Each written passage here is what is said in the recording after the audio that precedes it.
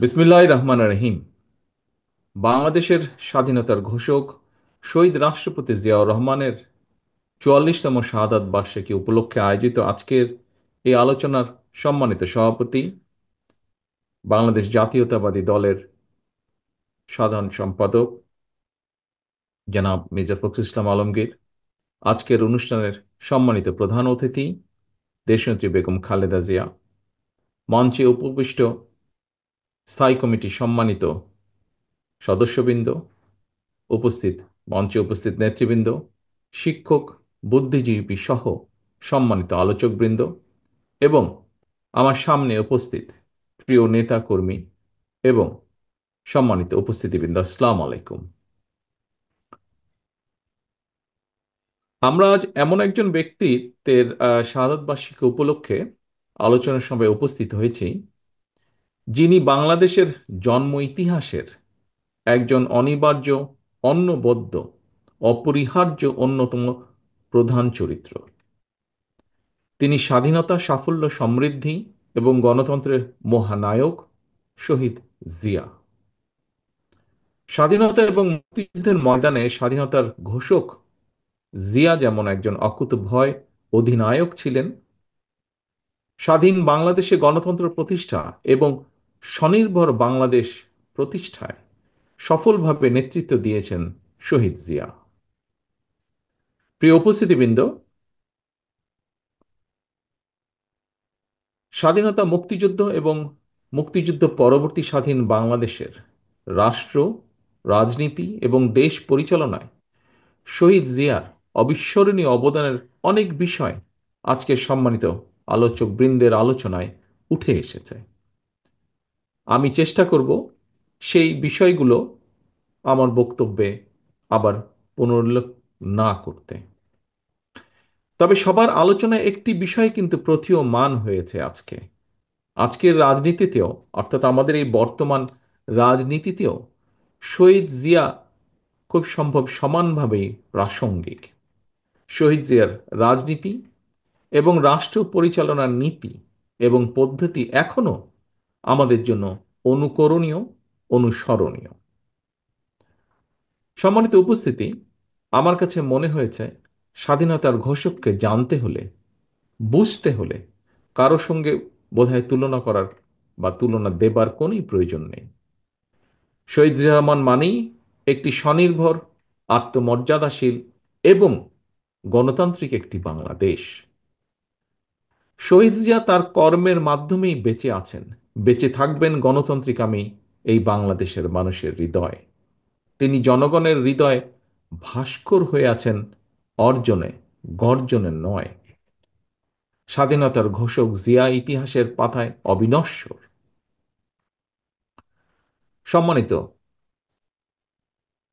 নেতৃবৃন্দ, সংকটকালে কিভাবে সাহসের সঙ্গে ঘুরে দাঁড়াতে হয়, ১৯৭১ সালে ২৬শে মার্চ কিংবা ১৯৭৫ সালের ৭ই নভেম্বর দেশ এবং জনগণের সামনে সেই দৃষ্টান্ত উপস্থাপন করেছেন স্বাধীনতার ঘোষক শহীদ জিয়া।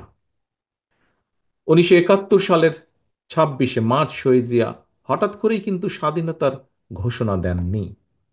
একটি স্বাধীন বাংলাদেশের স্বপ্ন কিভাবে তার হৃদয়ে স্থান করে নিয়েছিল, ইতিহাসের আগ্রহী শিক্ষার্থী যারা, আপনাদের প্রতি আহ্বান থাকবে শহীদ জিয়ার নিজের লেখা একটি জাতির জন্ম শীর্ষক যে প্রবন্ধটি, সেটি পড়ে দেখবেন দয়া করে আপনারা।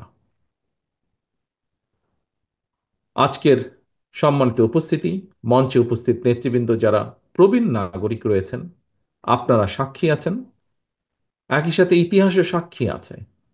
লাখো শহীদের প্রাণের বিনিময়ে অর্জিত স্বাধীনতা উত্তর যে বাংলাদেশ ছিল, সেটি কিন্তু সেই কয়দিন পরেই স্বাধীনতার পথ হারিয়ে ফেলেছিল। খুন, গুম, অপহরণ, সন্ত্রাস, নৈরাজ্য, সেনাবাহিনীতে অস্থিরতা, সব মিলিয়ে বাংলাদেশকে একটি তাবেদার রাষ্ট্রে পরিণত করেছিল। সকল ষড়যন্ত্রকে প্রতিহত করে ১৯৭৫ সালের ৭ই নভেম্বরের পর থেকেই মূলত স্বাধীনতার ঘোষকের নেতৃত্বে মুক্তিযুদ্ধের মূল যে মন্ত্র, তাতে বাংলাদেশ ফিরতে শুরু করে ধীরে ধীরে। প্রিয় উপস্থিতি, মাঝে মাঝে একটি বিষয় সম্পর্কে, যেহেতু সে সময় আমার বয়স কম ছিল, যতটুকু দেখেছি পত্রপত্রিকায়, পরবর্তীতে বিভিন্ন বইপত্রে, মাঝে মাঝে একটি বিষয় সম্পর্কে আত্মজিজ্ঞাসা হয় আমার। সেটি হলো, স্বাধীনতা পরবর্তী সরকারের বিরুদ্ধে কেন সেই সময় জনগণ অস্ত্র হাতে তুলে নিয়েছিল? আবার সেই সময়কার সরকারই বা কী কারণে জনগণের বিরুদ্ধে অস্ত্র হাতে তুলে নিয়েছিল? অথচ আমরা দেখি অপরদিকে শহীদ রাষ্ট্রপতি জিয়া রহমান যখন রাষ্ট্র পরিচালনায় আসেন, জনগণ শহীদ জিয়ার ডাকে স্বতঃস্ফূর্তভাবে দেশের উন্নয়নে অস্ত্র ছেড়ে কোদাল হাতে খাল খননে নেমে পড়েছিল। প্রিয় উপস্থিতি, কিন্তু আমার কাছে মনে হয়েছে নেতৃত্ব, ব্যক্তিত্ব এবং রাষ্ট্র পরিচালনায় শহীদ জিয়া দলের নয়, বরং দেশের হয়ে উঠেছিলেন। রাষ্ট্র পরিচালনায় মুক্তিযুদ্ধের মূল মন্ত্র সাম্য, মানবিক মর্যাদা, সামাজিক সুবিচার রেখেছিলেন সমুন্নত। নিজের ইচ্ছা কিংবা মত জনগণের উপরে চাপিয়ে না দিয়ে তিনি বরং জনগণের কাছে গিয়ে জনগণের মতামত নিয়েছিলেন। দেশের জনগণের আকাঙ্ক্ষা বাস্তবায়নের জন্যই প্রায় প্রত্যেকটি কর্মসূচি তিনি গ্রহণ করেছিলেন।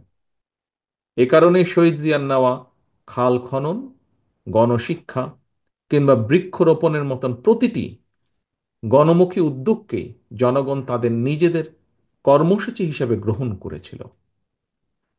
দেশের জনগণ স্বতঃস্ফূর্তভাবে শহীদ জিয়ার কর্মসূচিকে সফল করে তুলেছিল এবং সে কারণেই জনগণ গণতন্ত্রের সুফলও পেয়েছিল সেই সময়। সম্মানিত নেতৃবৃন্দ, সম্মানিত আলোচকবৃন্দ, প্রিয় উপস্থিতিবৃন্দ, সত্যিকার অর্থেই রাষ্ট্র এবং সরকার পরিচালনায় জনগণের স্বার্থ, জনগণের আকাঙ্ক্ষাকে প্রাধান্য দেওয়াই কিন্তু জরুরি। কারণ কোনো সরকার কিংবা সরকার প্রধানের নিজেদের চিন্তা জনগণের উপরে চাপিয়ে দেওয়ার প্রবণতা থেকেই কিন্তু শাসন প্রশাসনে, মন মগজে স্বৈরাচারের বীজ রোপিত হয়। রাষ্ট্র এবং সরকারে যাতে স্বৈরাচারের কবলে না পড়ে, এ কারণেই রাষ্ট্রে জনগণের মালিকানা প্রতিষ্ঠা করা অত্যন্ত জরুরি। জনগণের ভোটে জনগণের কাছে জবাবদিহিমূলক সরকার প্রতিষ্ঠার মাধ্যমে একমাত্র রাষ্ট্র এবং সরকারকে জনগণের কাছে দায়বদ্ধ করা যায়। সম্মানিত সভাপতি, হাজারো শহীদের রত্নস্নাত বাংলাদেশে দীর্ঘ ১.৫ দশকের ফ্যাসিবাদী শাসনের পতন হয়েছে। একটি অন্তর্বর্তীকালীন সরকার দেশ পরিচালনা করছে বর্তমানে। গণ অভ্যুত্থানের পর বিশেষ পরিস্থিতিতে দায়িত্ব নেওয়া এই সরকার হয়তো বৈধ, তবে এই সরকার কোনোভাবেই কিন্তু জবাবদিহিমূলক নয় এবং জনগণের কাছে এই সরকারের জবাবদিহি করার কোনো সুযোগও নেই। দেশের বর্তমান অন্তর্বর্তীকালীন সরকার 10 মাসেও জাতীয় নির্বাচনের সুস্পষ্ট তারিখ ঘোষণা করেনি। ফলে রাষ্ট্র এবং রাজনীতিতে এক ধরনের অনিশ্চয়তা সৃষ্টি হয়েছে এবং এই অনিশ্চয়তা সৃষ্টি হওয়ার কারণেই আমরা যদি খেয়াল করি, দেশে অর্থনৈতিক কর্মকাণ্ড বলা যায় প্রায় স্থবির হয়ে পড়েছে। জনগণের ভোটে নির্দিষ্ট মেয়াদের একটি স্থিতিশীল সরকার না থাকায় দেশে কাঙ্ক্ষিত বিনিয়োগও হচ্ছে না। আমরা এখানে উপস্থিত প্রায় প্রত্যেকেই গণমাধ্যমে খবরে দেখেছি, ব্যবসায়িক সংগঠনগুলো বলছে নানা কারণে ইতিমধ্যেই শত শত শিল্প কলকারখানা বন্ধ হয়ে গিয়েছে। আরো অনেক কলকারখানা বন্ধ হওয়ার উপক্রম হয়ে পড়ছে। বিভিন্ন সেক্টরে এ ধরনের অস্থিরতা বিরাজ করছে। জনগণ তাদের সমস্যার সম্ভাবনার কথা সরকারের কাছে তুলে ধরার বা বলার কোনো সুযোগ তারা পাচ্ছে না। সম্মানিত সভাপতি, সম্মানিত নেতৃবৃন্দ, অন্তর্বর্তীকালীন সরকারের উপদেষ্টাদের সঙ্গে স্বাভাবিক কারণেই জনগণের কোনোই যোগাযোগ নেই। বিভিন্ন শ্রেণী পেশার মানুষের সমস্যা, সম্ভাবনা কিংবা দুঃখ দুর্দশা সম্পর্কে অনেক উপদেষ্টাই ওয়াকেফাল নন। তারা অফিসে বসে ফাইলপত্র দেখে জনগণের সমস্যা চিহ্নিত করে সমাধানের চেষ্টা হয়তো কেউ কেউ করছেন। জনগণের সঙ্গে সরাসরি যোগাযোগ ছাড়া প্রশাসন নির্ভর, ফাইল নির্ভর বা ফাইল ওয়ার্ক দিয়ে সকল সমস্যার সমাধান যদি করা যেতই, তাহলে তো নিশ্চয়ই রাজনৈতিক দল বা রাজনীতির প্রয়োজন হতো না। প্রিয় উপস্থিতি, দেশের জনগণ সরাসরি নিজেদের পছন্দের প্রার্থীকে ভোট দিয়ে একটি জবাবদিহিমূলক সরকার প্রতিষ্ঠিত করতে প্রস্তুত। কিন্তু অন্তর্বর্তীকালীন সরকার মনে হয় জনগণের আকাঙ্ক্ষা উপলব্ধি করতে ব্যর্থ হচ্ছে। গণতন্ত্রের পক্ষের প্রতিটি রাজনৈতিক দলের পক্ষ থেকে লিখিতভাবে অন্তর্বর্তীকালীন সরকারের কাছে সংস্কার প্রস্তাব দেওয়া হয়েছে। এরই ভিতর সংস্কারের ব্যাপারে কিন্তু কোনো রাজনৈতিক দলেরই তেমন কোনো আপত্তি নেই। তবে সংস্কার নিয়ে সরকারের অযথা সময় ক্ষেপণে আপত্তি অবশ্যই রয়েছে, শুধু রাজনৈতিক দলের নয়, রাজনৈতিক দলগুলোর বাইরেও পত্র পত্রিকার মাধ্যমে আমরা দেখেছি বিভিন্ন সংগঠনও এ ব্যাপারে তাদের আপত্তির কথা জানিয়েছে, এ ব্যাপারে তাদের কনসার্নের কথা জানিয়েছে। এবং এ কারণেই আমরা মনে করি প্রস্তাবিত সংস্কার শেষ করে, যদি তাদের ইন্টেনশন সঠিক থাকে, গণতন্ত্রের পক্ষে থাকে, আমরা দাবি করেছি ডিসেম্বরের ভিতরে নির্বাচন দিতে, তবে আমি এটাও মনে করি বিভিন্ন বিষয় বিবেচনা করে সংস্কার প্রস্তাব শেষ করে, যেহেতু কম বেশি সকল বিষয় অধিকাংশ দলগুলোর মধ্যে মত রয়েছে, একমত রয়েছে, ডিসেম্বরের আগেও নির্বাচন করা সম্ভব।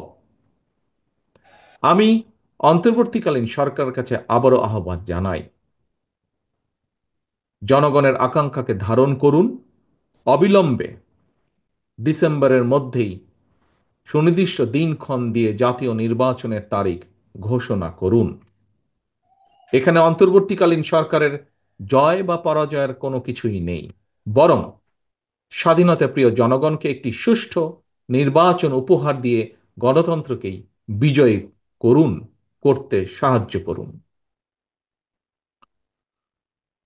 পরিশেষে আজকে এখানে উপস্থিত বিএনপির নেতাকর্মী সহ আপনারা যারা উপস্থিত আছেন, আপনাদেরকে এবং আপনাদের মাধ্যমে বিভিন্নভাবে বিএনপির সর্বস্তরের নেতৃত্বের প্রতি দৃষ্টি আকর্ষণ করে বলতে চাই, স্বাধীনতার ঘোষক শহীদ জিয়ার রাষ্ট্রচিন্তা থেকে প্রতিটি রাজনৈতিক নেতৃত্বের জন্য একটি বার্তা আছে। কি সেই বার্তা?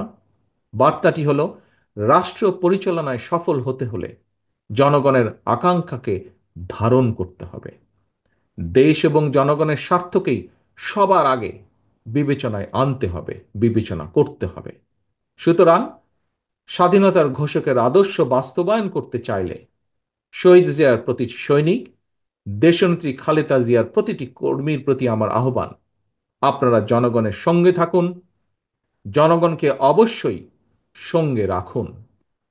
প্রিয় দেশবাসী, বক্তব্য শেষে আমি একজন সন্তান হিসাবে শহীদ রাষ্ট্রপতি জিয়াউর রহমানের রুহের মাগফিরাত কামনা করছি। আপনাদের কাছে তার জন্য আল্লাহর দরবারে দোয়া কামনা করছি, এবং এই দোয়া কামনা, রুহের মাগফিরাত কামনার মাধ্যমে আমার বক্তব্য আমি শেষ করছি। আল্লাহ হাফেজ। বাংলাদেশ জিন্দাবাদ। বাংলাদেশ জাতীয়তাবাদী দল জিন্দাবাদ। শহীদ জিয়া অমর হোক।